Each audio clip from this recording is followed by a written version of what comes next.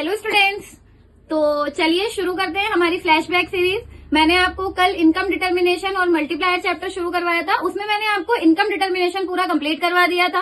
आज के वीडियो में मैं आपको मल्टीप्लायर पढ़ाने वाली हूँ कि व्हाट इज इन्वेस्टमेंट मल्टीप्लायर और प्रोफेसर कीन्स का उसके बारे में क्या मानना है, उन्होंने किस तरीके से ये थ्योरी बनाई और कैसे उनको लगा कि मल्टीप्लायर वर्क करता है। हम इसी के बारे में पढ़ेंगे और हम समझेंगे कि मल्टीप्लायर की वर्किंग कैसे होती है, एमपीसी और मल्टीप्लायर का क्या रिलेशन है, एमपीएस और मल्टीप्लायर का क्या रिलेशन है। ये सारी चीजें हम आज के इस वीडियो में कवर करने वाले हैं। तो चलिए ज्यादा टाइम वेस्ट नहीं करते हैं और हमारा वीडियो शुरू करते हैं। आ जाइए। तो बच्चों देखिए मल्टीप्लायर क्या होता है। इन्वेस्टमेंट मल्टीप्लायर, ये मनी मल्टीप्लायर नहीं है, इन्वेस्टमेंट मल्टीप्लायर है जिसको हम लोग के से डिनोट करते हैं। तो देखिए क्या होता है, और ये प्रोफेसर कीन्स की दी हुई थ्योरी है। ये मैंने आपको इनकम डिटर्मिनेशन जब पढ़ा रही थी तब भी बताया था। तो according to Keynes, an initial increase in investment increases the final income by many times. जब आप इन्वेस्टमेंट में थोड़ा सा भी चेंज करते हो या इंक्रीज करते हो तो वो फाइनल इनकम को बहुत ज्यादा तेजी से बढ़ा देती है, बहुत टाइम्स मल्टीप्लाई कर देती है। उसे ही हम इन्वेस्टमेंट मल्टीप्लायर बोलते हैं। इसके 3 फॉर्मूले होते हैं।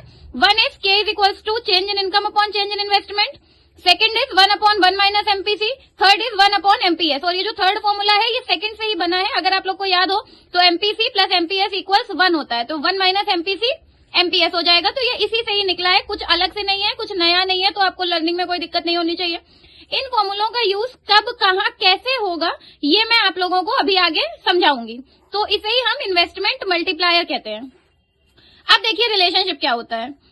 मल्टीप्लायर एंड एमपीसी में डायरेक्ट रिलेशनशिप होता है। मतलब अगर एमपीसी बढ़ेगा तो मल्टीप्लायर भी बढ़ेगा, और मल्टीप्लायर और एमपीएस में इनवर्स रिलेशनशिप होता है। मतलब अगर एमपीएस बढ़ेगा तो मल्टीप्लायर कम होगा, और अगर एमपीएस कम होगा तो मल्टीप्लायर बढ़ेगा।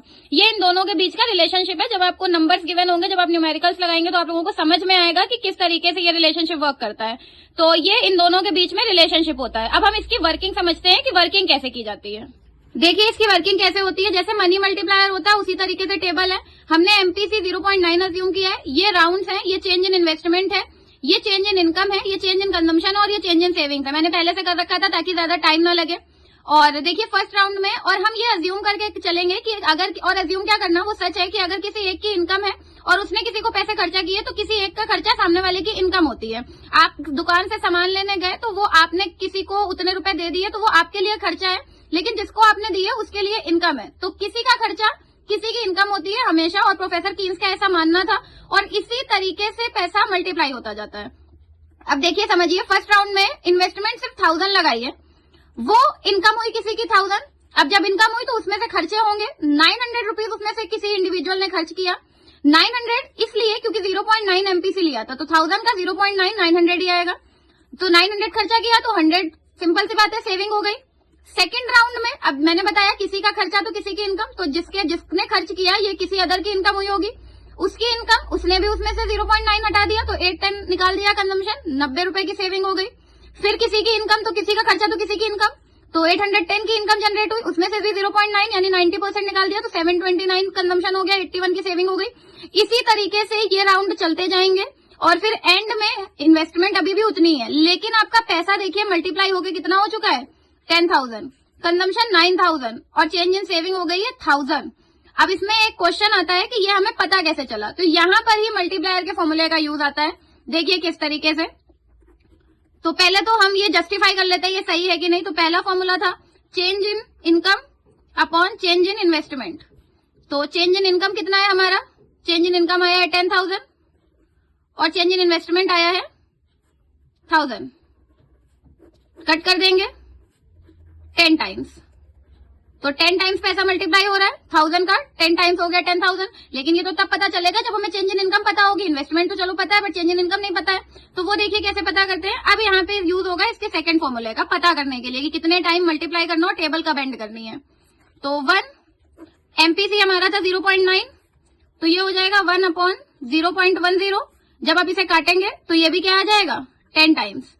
तो हमें पता चल गया कि जो इन्वेस्टमेंट है वो 10 टाइम मल्टीप्लाई हो रही है। तो नॉर्मल सी बात है, जितनी भी वैल्यू इन्वेस्ट करी गई है उसका 10 टाइम्स यहाँ लिख देंगे तो वो चेंज इन इनकम आ जाएगी। उसमें से जितना एमपीसी है वो निकाल देंगे, वो कंजम्पशन आ जाएगा, जितना बचेगा वो सेविंग आ जाएगी। अब देखिए अगर यहाँ पे आप MPS लिखते हैं तो MPS 0.1 मान के चलते हैं हम, क्योंकि 0.9 MPC है। तो जब आप 1/MPS करेंगे यानी 1/0.10 करेंगे, अगेन ये चीज तो भी आपका क्या आएगा 10 टाइम्स। तो तीनों फॉर्मूला लगाने के बाद में मल्टीप्लायर की वैल्यू 10 टाइम्स ही आएगी, तो पैसा उतना ही मल्टीप्लाई हो जाएगा। लास्ट पॉइंट है multiplier varies between 1 and infinity. Multiply या तो 1 होगा या तो इन्फिनिटी होगा। कैसे? क्योंकि MPC या तो 0 होता है या तो 1 होता है। तो अगर MPC 0 है तो 1 - 0 1/1 1, और अगर MPC 1 है तो 1/0 इन्फिनिटी। इससे ज्यादा कुछ हो नहीं सकता क्योंकि MPC इतने में ही वेरी करता है। तो इस वजह से मल्टीप्लायर की वैल्यू या तो 1 होती है या तो इन्फिनिटी होती है। ओके, तो ये उसकी वर्किंग हो गई और ये समझा दिया कि ये वर्किंग किस तरीके से आई। इसी तरीके से ये टॉपिक मल्टीप्लायर का एंड हुआ। ये था आज का टॉपिक और इसी के साथ टॉपिक भी खत्म हुआ और आपका चैप्टर भी खत्म हुआ। आई होप आपको चैप्टर अच्छे से समझ में आया होगा, चीजें क्लियर हुई होंगी। इन डिटेल अपनी बुक से अच्छे से रीड करिए और वीडियो लाइक करिए, दोस्तों के साथ शेयर करिए और चैनल को सब्सक्राइब करिए। Thank you so much.